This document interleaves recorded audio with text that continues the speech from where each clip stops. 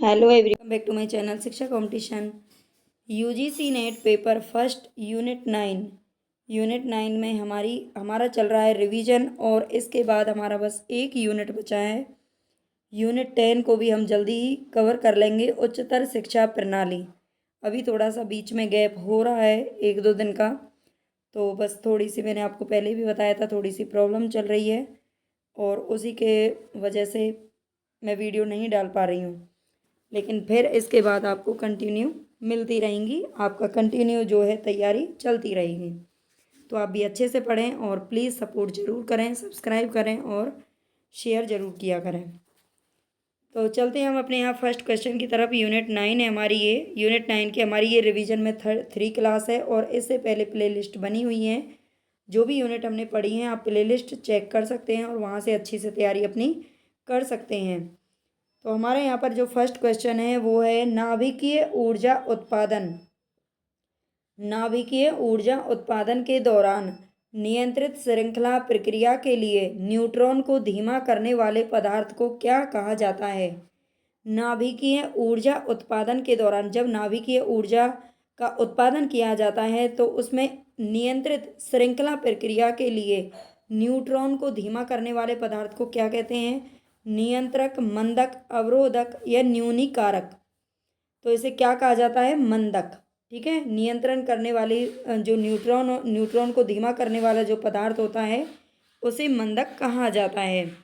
Next है यहाँ पर, कौन सा ऊर्जा स्रोत किसी तरह सूर्य से संबंधित नहीं है? तो कौन सा ऊर्जा स्रोत है जो किसी भी तरह से सूर्य से संबंधित नहीं है?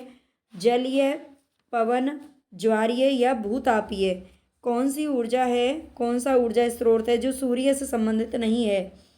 तो जलीय भी है, पवन ऊर्जा भी होती है, ज्वारीय भी है, लेकिन जो भूतापीय ऊर्जा है ये सूर्य से संबंधित नहीं है। ठीक है, ये सूर्य से संबंधित नहीं है भूतापीय ऊर्जा। जियोथर्मल एनर्जी भी जिसको बोलते हैं, ठीक है, ये सूर्य से संबंधित नहीं होती। विलयत ऑक्सीजन निम्नलिखित में के लिए महत्वपूर्ण है। विलयत ऑक्सीजन इसमें से किस चीज़ के लिए, कौन से जल के लिए महत्वपूर्ण है? पेयजल, भूमिगत जल, वर्षा जल या फिर नदी जल। तो विलयत ऑक्सीजन किसके लिए महत्वपूर्ण है? तो ये नदी जल के लिए महत्वपूर्ण होता है। किसके लिए? विलयत ऑक्सीजन नदी जल के लिए महत्वपूर्ण है। ये पीवाई क्यों है? क्वेश्चन पूछे जा चुके हैं, इंपॉर्टेंट हैं, दोबारा पूछे जाते हैं, ऐसे ही रिपीट होकर क्वेश्चन आते रहते हैं और या थोड़ा बहुत उनमें कुछ भी जोड़ जाड़ करके, तोड़ ताड़ करके क्वेश्चन को पेश किया जाता है। ठीक है, तो रिवीजन जब सिलेबस एक ही होता है, बुक सेम होती है, तो हमें चीज़ें भी बस थोड़ी सी और डीपली पढ़नी है। ठीक है, और थ्योरी हम पढ़ चुके हैं। बाकी इसके अलावा इसके जो भी आगे थोड़ा सा स्टैंडर्ड टफ के क्वेश्चन मैं बना दूंगी बाद में। ठीक है, वो हम कम्प्लीटली करेंगे ही। दिसंबर में हमारा रिवीजन ही चलेगा। दिसंबर में क्या, मतलब नवंबर में हमारा रिवीजन चलेगा, अभी अक्टूबर चल रहा है, तो अक्टूबर में हमारी जो यूनिट 10 है हम कोशिश करेंगे कि वो कंप्लीट हो जाए, वैसे हो भी जाएगी। ठीक है, पवन ऊर्जा, लेकिन भाई प्लीज़ आप थोड़ा सा सपोर्ट ज़रूर किया करें। आपके सपोर्ट के बिना इतनी मेहनत करना बड़ा मुश्किल हो रहा है, तो आप प्लीज़ ज़्यादा से ज़्यादा सपोर्ट करें, सब्सक्राइब करें और ज़्यादा से ज़्यादा बच्चों को शेयर करें। पवन ऊर्जा क्या होती है? क्या ये एक अनिरंतर ऊर्जा है? दूरस्थ और एकाकी स्थानों में अत्यंत उपयोगी है। मौसम पर निर्भर नहीं करती है, इसमें नहीं दे रखा है, इसको ध्यान से पढ़ लेना। एक स्वच्छ ऊर्जा है।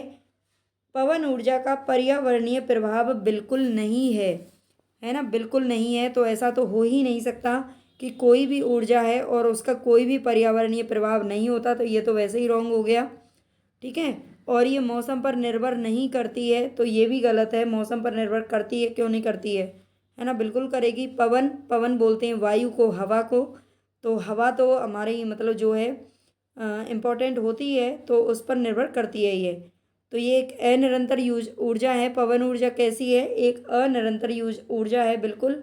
दूरस्थ और एकाकी स्थानों में अत्यंत उपयोगी होती है। जो दूर दूर वाले क्षेत्र होते हैं जहाँ पर पब्लिक नहीं रहती है या कम रहती है, ऐसे स्थानों पर इनका, जैसे सौर ऊर्जा हो गई, पवन ऊर्जा हो गई, ये जो इनके संयंत्र होते हैं वो ज़्यादातर लगाए जाते हैं। ठीक है, मौसम पर निर्भर नहीं करती, मौसम पर निर्भर करती है। अगर इसमें करती होती तो ये भी सही होता। एक स्वच्छ ऊर्जा है, बिल्कुल स्वच्छ ऊर्जा है। इसका प्रभाव बिल्कुल नहीं है, ये गलत है, इसका प्रभाव पड़ता है, ठीक है, पर्यावरणीय प्रभाव पड़ता है। तो यहाँ पर ए, बी और डी हमारे क्या हैं, करेक्ट ऑप्शन है। आगे चलते हैं, सतत विकास लक्ष्य कौन कौन से हैं। सतत विकास लक्ष्य कौन कौन से हैं बताना है आपको। SDG गोल जिनको बोलते हैं, SDG गोल। निर्धनता की समाप्ति, बिल्कुल इसमें कहा गया है कि जो गरीबी है उसको जड़ से ख़त्म कर देना है। सबके लिए रोजगार, अगर ऐसा होता तो शायद हम आप लोग भी बेरोजगार नहीं होते हैं ना। तो सबके लिए रोजगार, इसमें ऐसी कोई सुविधा नहीं की गई है। भूख से मुक्ति, ये हमने पढ़ा था, भूख से मुक्ति। MDG और SDG, देखो जो MDG है ना, वो गोल्स जो थे मिलेनियम डेवलपमेंट गोल्स, उसमें क्या था कि उनकी जगह अब SDG गोल ने ले ली है, ठीक है, SDG ने ले लिए। पहले जो MDG थे, पहले MDG था, उसके बाद में SDG आया और SDG ने इसकी जगह ले ली है MDG की, ठीक है। तो मेन क्वेश्चन यहीं से ही पूछा जाता है, पूछा जाएगा। वैसे तो उसको भी हमने पढ़ लेंगे ठीक से। और उसमें भी ये बात की गई थी, निर्धनता की समाप्ति, भूख से मुक्ति, ये दोनों में ही कॉमन चीज़ें थी। लिंग समानता भी दोनों में कॉमन रही है, ठीक है। गुणवत्तापूर्ण शिक्षा की भी इसमें बात की गई है सतत विकास लक्ष्य में, ठीक है। तो सतत विकास लक्ष्य के ये क्या हैं, चारों ही हैं, लेकिन सबके लिए रोजगार की बात इसमें नहीं की गई है। A, C, D और E, ये वाला कूट आपका बिल्कुल यहाँ पर क्या है, सही है। हालांकि मैं कूट वाले ऑप्शन नहीं देती हूँ, उसमें बड़ा मतलब कन्फ्यूजन सा रहता है, ठीक है। आप लोगों को कन्फ्यूजन हो जाएगा, मैं तो करा दूंगी, इसीलिए मैं नहीं कराती। मैं भी पढ़ना पसंद नहीं करती हूँ उनको कभी भी, और उनमें तो मुझे लगता है क्वेश्चन भी देना कोई पसंद नहीं करता। लेकिन कोई नहीं, आजकल ऐसे क्वेश्चन ज़्यादा बनते हैं, लेकिन आप डायरेक्टली याद करिए क्योंकि अभी आपके पास टाइम है। विद्युत अपघटन द्वारा उत्पन्न ग्रीन हाइड्रोजन के लिए ऊर्जा किसके द्वारा प्राप्त होती है। विद्युत अपघटन द्वारा उत्पन्न जो ग्रीन हाइड्रोजन होती है उसके लिए ऊर्जा किसके द्वारा प्राप्त होती है। तापीय ऊर्जा संयंत्र की ऊर्जा से, नाभिकीय ऊर्जा से, लेड बैटरी से, या फिर ऊर्जा के नवीकरणीय स्रोतों से। तो बताइए इसमें कौन सा हमारा सही होने वाला है। विद्युत अपघटन द्वारा उत्पन्न जो ग्रीन हाइड्रोजन होती है उसके लिए ऊर्जा किसके द्वारा प्राप्त होती है, ऊर्जा के नवीकरणीय स्रोतों से, ठीक है। उसके लिए ऊर्जा किसके द्वारा प्राप्त होती है, ऊर्जा के नवीकरणीय जो स्रोत होते हैं उनसे। नेक्स्ट है हमारे यहाँ पर, निम्नलिखित में से द्वितीयक वायु प्रदूषकों के उदाहरण कौन कौन से हैं। यहाँ पर द्वितीयक वायु प्रदूषक बताने हैं। प्राथमिक वायु प्रदूषक होते हैं और कुछ होते हैं द्वितीयक, ठीक है। जो दो तीन चीज़ें मिलकर के जो प्रदूषण फैलाती हैं उसको द्वितीयक बोलते हैं। तो इसमें सल्फेट, ओ भाई सॉरी, यहाँ पे ये ए हमारा, ये ए है, ठीक है, ये हमारा ए है, ठीक है, ए है ये। तो सल्फेट है, इसमें नाइट्रिक ऑक्साइड, ये दिखाई नहीं दिया सल्फेट। प्रकाश रासायनिक धूम, पॉलीसाइक्लिक एरोमेटिक हाइड्रोकार्बन जिसको PAH बोलते हैं, ये भी पूछा जाता है, PAH भी लिखा आ सकता है आपके सामने। पराक्सी एसिटिल नाइट्रेट, PAN जिसको बोलते हैं। तो द्वितीयक वायु प्रदूषकों के उदाहरण कौन कौन से हैं। सल्फेट, नाइट्रिक ऑक्साइड, प्रकाश रासायनिक धूम जिसको फोटोकेमिकल स्मॉग भी बोला जाता है। प्रकाश रासायनिक धूम को क्या बोलते हैं, फोटोकेमिकल स्मॉग, ठीक है। ये भी ध्यान रख लेना क्योंकि ये भी पूछ लिया जाता है। फोटोकेमिकल स्मॉग इसको बोलते हैं। तो इनमें से कौन सा है जो कि द्वितीयक वायु प्रदूषक का उदाहरण है, ठीक है, कौन सा है। तो इसमें से देखो सल्फेट भी है, प्रकाश रासायनिक धूम भी है, पॉलीसाइक्लिक एरोमेटिक हाइड्रोकार्बन भी है और PAN भी है। जो इसमें नाइट्रिक ऑक्साइड है ये नहीं है, ठीक है, ये इसमें नहीं है।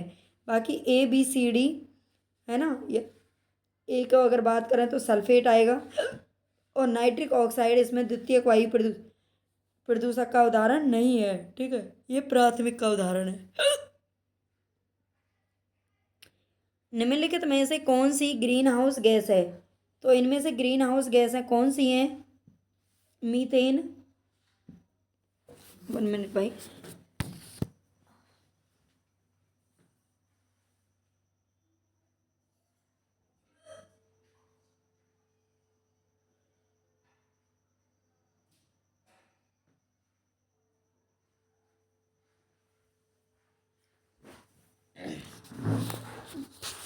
हिचकी आती है जब कहते हैं कोई याद कर रहा है, शायद मुझे भी कोई याद कर रहा है इसलिए हिचकी आई थी। चलो आगे देखते हैं। निम्नलिखित में से कौन सी ग्रीन हाउस गैसें हैं? Methane, carbon dioxide, benzene, nitrogen dioxide, chlorofluorocarbon या नाइट्रस ऑक्साइड। तो इनमें से ग्रीन हाउस गैसें कौन सी हैं बताइए आप। मीथेन तो देखो बहुत बड़ा रोल निभाती है ग्रीन हाउस गैसों में। कार्बन डाइऑक्साइड भी होती है लेकिन इसमें बेंजीन नहीं होती। ठीक है, नाइट्रोजन डाइऑक्साइड है। क्या नाइट्रोजन डाइऑक्साइड होता है बताइए आप। इनको हमने पहले भी पढ़ा था, नहीं होता। ये ध्यान रखना है, जो नाइट्रोजन डाइऑक्साइड ये नहीं होता, नाइट्रस ऑक्साइड होता है। ठीक है, नाइट्रस ऑक्साइड, इसको जरूर याद रख लेना। और ये है क्लोरोफ्लोरोकार्बन। ठीक है, तो ए सही है हमारा, बी सही है कार्बन डाइऑक्साइड, और ई सही है, और एफ सही है। ठीक है, सी और डी इसमें हमारे बेंजीन और नाइट्रोजन डाइऑक्साइड ये ग्रीन हाउस गैसों में शामिल नहीं है। ठीक है, methane, carbon dioxide, chlorofluorocarbon CFC जिसको बोलते हैं, नाइट्रस ऑक्साइड, और इनके अलावा एक और होता है जल वाष्प। ठीक है, ये 5 चीज़ें मुख्य रूप से ग्रीन हाउस गैसों में आते हैं जो पूछे भी जाते हैं। ओजोन क्षय की वैश्विक पर्यावरणीय समस्या किसके उत्सर्जन के कारण होती है? ओजोन क्षय की वैश्विक जो पर्यावरण समस्या है, इसके बारे में हमने थ्योरी में पढ़ा था। आपको अच्छे से पता होना चाहिए कि जो ओजोन परत है समताप मंडल के ऊपर, वो उसका सबसे ज़्यादा क्या हो रहा है, नुकसान हो रहा है ना। ये एक हमारे लिए बहुत बड़ी पर्यावरणीय समस्या है, वो भी पूरे विश्व के लिए। तो ये किसके उत्सर्जन के कारण है? सल्फर डाइऑक्साइड, क्लोरीन युक्त हाइड्रोकार्बन, मीथेन या फिर कार्बन डाइऑक्साइड। तो ओजोन क्षय की जो वैश्विक पर्यावरणीय समस्या है किसके कारण है? क्लोरीन युक्त हाइड्रोकार्बन। ठीक है, क्लोरीन युक्त जो हाइड्रोकार्बन होती है केवल इसके द्वारा यहाँ पर होता है। बाकी इसमें सल्फर डाइऑक्साइड, मीथेन और कार्बन डाइऑक्साइड का कोई रोल नहीं है। ठीक है, तो बी हमारा करेक्ट ऑप्शन है। अत्यधिक ध्वनि प्रदूषण से कौन से रोग हो सकते हैं? ये प्रदूषण हम पढ़ चुके हैं, वायु प्रदूषण, जल प्रदूषण और भी और ध्वनि प्रदूषण, और इसके अलावा भी और भी प्रदूषण थे, ताप प्रदूषण है, मृदा प्रदूषण है ना, सारे हम पढ़ चुके हैं। अगर आपने लास्ट क्लासेज नहीं देखी हैं तो आप प्लीज़, मैं आपसे सजेस्ट करूँगी कि आप पहले थोड़े बहुत थ्योरी ज़रूर पढ़ लेना। अभी टाइम है, एकदम स्पीड से मत भागिए कि आप सीधा रिवीजन करके ही सीधा पेपर को पास कर लोगे, ऐसा नहीं होता है। अगर आप अभी स्टार्टिंग कर रहे हैं, मतलब पेपर देने वाले हैं पहली बार, तो आप ज़रूर थ्योरी पढ़ लेना। अत्यधिक ध्वनि प्रदूषण से कौन से रोग हो सकते हैं? तो कौन से रोग हो सकते हैं? श्रवण दोष, रक्तचाप में वृद्धि हो सकती है, अनिद्रा हो सकती है, कार्य क्षमता कम हो जाना, श्वसन संबंधी रोग। तो देखो, जो श्वसन संबंधी रोग है ये होता है वायु प्रदूषण के कारण। किसके कारण होता है? वायु प्रदूषण के कारण। बाकी के श्रवण दोष यानी कि सुनने से संबंधित कोई भी दोष हो सकता है, रोग हो सकता है, बहरे भी हो सकते हैं। रक्तचाप में वृद्धि यानी कि बीपी में बीपी का बढ़ना या घटना, ज़्यादातर तो ध्वनि प्रदूषण से बीपी बढ़ जाता है। अनिद्रा, नींद नहीं आती है। अब कभी भी देखना आपके आसपास अगर शोर हो रहा हो तो आप क्या सो पाएंगे? है ना, नहीं सो पाते। कुछ लोग ऐसे होते हैं, कितना भी शोर हो, चाहे डीजे बज रहा हो, कुछ भी हो, बस वो सो जाते हैं। लेकिन पता नहीं, मेरे जैसे भी कुछ लोग होते हैं कि अगर जरा सा मतलब कोई चल भी रहा है ना, चल भी रहा है बड़ा ही, चाहे धीरे चल ले, उसकी आवाज़ से भी नींद टूट जाती है ना। तो सब तरह के लोग होते हैं। अनिद्रा, ध्वनि प्रदूषण जरूर इसको बढ़ाता है। कार्य क्षमता कम हो जाना। ठीक है, तो कार्य क्षमता का कम हो जाना, हमारी कार्य क्षमता कम हो जाती है, जबकि पता नहीं हमें ऐसा मतलब महसूस नहीं होता कि ये इस कारण से हुआ होगा। हम ऐसा बिल्कुल सोच भी नहीं सकते। हम बहुत ज़्यादा म्यूजिक वगैरह चलाते रहते हैं, सुनते रहते हैं काफ़ी लंबे टाइम तक, है ना। तो हमें पता ही नहीं चलता कि अगर हमें कोई थकान महसूस हो रही है या हमें सुनने में कोई प्रॉब्लम हो रही है या नींद नहीं आ रही, तो हम ऐसा बिल्कुल नहीं सोचते कि ये इसके कारण भी हो सकता है। क्या आपने कभी ऐसा सोचा है? बताना मुझे। सामाजिक मूल्यों को ग्रहण करने में व्यक्तियों और सामाजिक समूह की सहायता किसमें योगदान करती है? तो सामाजिक मूल्यों को ग्रहण करने में व्यक्तियों और सामाजिक समूह की सहायता किसमें योगदान करती है? पर्यावरणीय जागरूकता, पर्यावरणीय ज्ञान, पर्यावरणीय अभिवृत्ति, पर्यावरणीय कौशल। सामाजिक मूल्यों को ग्रहण करने में व्यक्तियों और सामाजिक समूह की सहायता किसमें योगदान करती है? तो ये पर्यावरणीय अभिवृत्ति में करती है। ठीक है, पर्यावरणीय अभिवृत्ति। बाढ़ रोकने के लिए कुर्सी या प्लिंथ दीवार बनाने जैसे उपाय को क्या कहा जाएगा? बाढ़ रोकने के लिए कुर्सी दीवार वगैरह लगा दी जाती है ताकि बाढ़ ना आए, तो ये क्या कहलाता है ये उपाय? ये इसको बाढ़ से आने से पहले इस काम को किया जाता है, तो इसको बोलते हैं निवारण। क्या बोला जाता है? निवारण। ठीक है। संयुक्त राष्ट्र के सम्मेलनों में से किसने सतत विकास के लिए कार्यवाही कार्यवाही कार्यक्रम अपनाया था?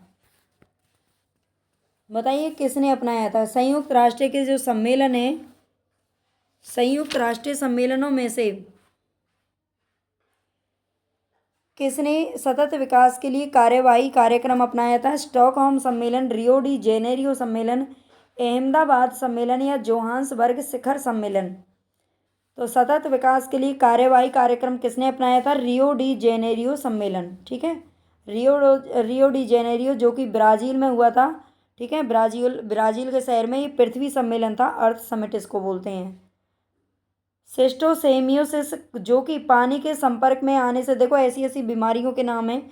अगर हमें कोई भी बीमारी हो जाए तो बस यही कहेंगे कि बुखार आया, ये आया, वो आया, हैजा लग गया। कुछ बीमारियों के नाम हम जानते हैं, ऐसी ऐसी बीमारियों के नाम कभी सुने ना देखे ना, हमें कभी होते हैं शायद, मतलब हो भी जाते होंगे ना, पता ही नहीं चलता। ऐसा कोई डॉक्टर बताता ही नहीं है कभी कि ऐसी बीमारी कोई हुई है। तो सिस्टोसेमियोसिस जो कि पानी के संपर्क में आने से होती है और एक सामान्य बीमारी है, इसका मतलब बहुत ज़्यादा लोगों को होती होगी, हम जानते ही नहीं है। तो ये किसके द्वारा फैलती है ना? कौन से जीवाणु वगैरह के द्वारा फैलती है? गियार्डिया, सर्केरिया, ई कोलाई या फिर अमीबा के द्वारा? तो इसका जो राइट ऑप्शन है वो है सर्केरिया। ठीक है। ये सर्केरिया के द्वारा फैलती है ये बीमारियाँ, सर्केरिया सिस्टोसेमियोसिस। ठीक है। सिस्टोसेमियोसिस ये याद रख लेना। मॉन्ट्रियल प्रोटोकॉल में किन पर्यावरणीय संबंधी मुद्दों के समाधान के लिए हस्ताक्षर किए गए थे? तो जो मॉन्ट्रियल प्रोटोकॉल था, ये प्रोटोकॉल हम सारे पढ़ चुके हैं, सम्मेलन सारे पढ़ चुके हैं, है ना? उनको आप ज़रूर देख लेना। तो मॉन्ट्रियल प्रोटोकॉल में किन पर्यावरणीय संबंधी मुद्दों के समाधान के लिए हस्ताक्षर किए गए थे? क्षोभ मंडलीय ओजोन प्रदूषण, ठीक है, समताप मंडल में ओजोन का अवक्षय, स्ट्रेटोस्फीयर में, ग्लोबल वार्मिंग या फिर अम्लीय वर्षा, एसिड रेन? तो किस किस के लिए किया गया था? ये जो मॉन्ट्रियल प्रोटोकॉल था इसका मेन जो उद्देश्य था वो तो ओजोन का अवक्षय, यानी कि ओजोन का नुकसान होने से बचाना, ओजोन की रक्षा करना, ये इसका मेन उद्देश्य था। इसी के लिए हस्ताक्षर किए गए थे। ठीक है। तो ओजोन के लिए किया गया था, ओजोन परत से संबंधित है मॉन्ट्रियल प्रोटोकॉल, इसको अच्छे से याद रख लेना। नेक्स्ट क्वेश्चन है हमारे यहाँ पर, संयुक्त राष्ट्र में वर्ष 2010 में सहस्त्राब्दी विकास लक्ष्य पारित किए गए थे। ठीक है। 2010 में, ये गलत है। विकास के लिए वैश्विक साझेदारी को विकसित करना सहस्त्राब्दी विकास लक्ष्यों में से एक था, ये बिल्कुल सही है। ठीक है। तो बी हमारा सही है, विकास के लिए वैश्विक साझेदारी को विकसित करना सहस्त्राब्दी विकास लक्ष्यों में से एक था, ये सही है। जबकि संयुक्त राष्ट्र में वर्ष 2010 में सहस्त्राब्दी विकास लक्ष्य पारित किए गए थे, ये हमारा गलत है। ठीक है। ये गलत है, ये हमारा सही नहीं है। तो हमारा कथन जो 2 है वो बिल्कुल सही है। सतही ओजोन के निर्माण में निम्नलिखित में से कौन, देखो जो सतत विकास लक्ष्य थे वो 2015 में जो सम्मेलन हुआ था उसमें इसके बारे में चर्चा की गई थी, और 2030 तक सतत विकास जो लक्ष्य तय किए गए हैं, जो रखे गए हैं, उनको पूरा करने का उद्देश्य है 2030 तक, यानी कि 15 साल का टाइम इसमें दिया गया है। तो 2010 में नहीं है। सतही ओजोन के निर्माण में निम्नलिखित में से कौन महत्वपूर्ण भूमिका निभाते हैं? नाइट्रोजन के ऑक्साइड, सल्फर के ऑक्साइड, सूर्य का प्रकाश या फिर कार्बन मोनोऑक्साइड? तो सतही ओजोन जो धरातलीय ओजोन होती है उसको कौन बनाने में कौन भूमिका निभाते हैं? तो ये सूर्य का प्रकाश, कार्बन मोनोऑक्साइड और नाइट्रोजन के ऑक्साइड। ठीक है। ये तीनों भूमिका निभाते हैं, जबकि सल्फर के ऑक्साइड नहीं निभाते। तो ए, सी और डी, ये तीनों ही हमारे ऑप्शन सही हैं।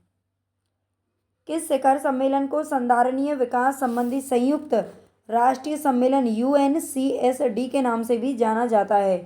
तो कौन सा शिखर सम्मेलन था जिसको संधारणीय विकास संबंधी संयुक्त राष्ट्रीय सम्मेलन UNCSD के नाम से भी जाना जाता है? स्टॉकहोम सम्मेलन 1972, रियो डी जेनेरियो सम्मेलन 1992, जोहान्सबर्ग शिखर सम्मेलन 2002 या रियो+20 सम्मेलन 2012। तो इसका जो करेक्ट ऑप्शन है वो यही है, रियो डी जेनेरियो हुआ था 1992 में, और इसके बाद रियो+20 सम्मेलन हुआ था 2012 के अंदर, 1992 में हुआ था पहला। ठीक है, तो ये दोनों अलग अलग हैं, तो यही हमारा क्या है, सही है। ठीक है, ये हमारा क्या है, सही है। तो यहाँ पर हमारे 18 क्वेश्चन हैं जो कि कंप्लीट हो चुके हैं। और प्लीज़ शेयर ज़्यादा से ज़्यादा करना, सब्सक्राइब कर लेना जिन बहन भाइयों ने नहीं किया है ना। आपकी बड़ी कृपा होगी मेरे ऊपर, और मेरी भी बड़ी कृपा होगी आपके ऊपर कि आपको मैं मतलब इतनी मेहनत कर रही हूँ आपके लिए। तो प्लीज़ आप भी थोड़ा सा सपोर्ट करें, आपके सपोर्ट के बिना इतनी मेहनत पता नहीं कैसे कर पाऊँगी, मतलब ऐसा लगता है कभी कभी डिमोटिवेशन होता है। लेकिन प्लीज़ आप सब्सक्राइब करें और लाइक करें, शेयर करें।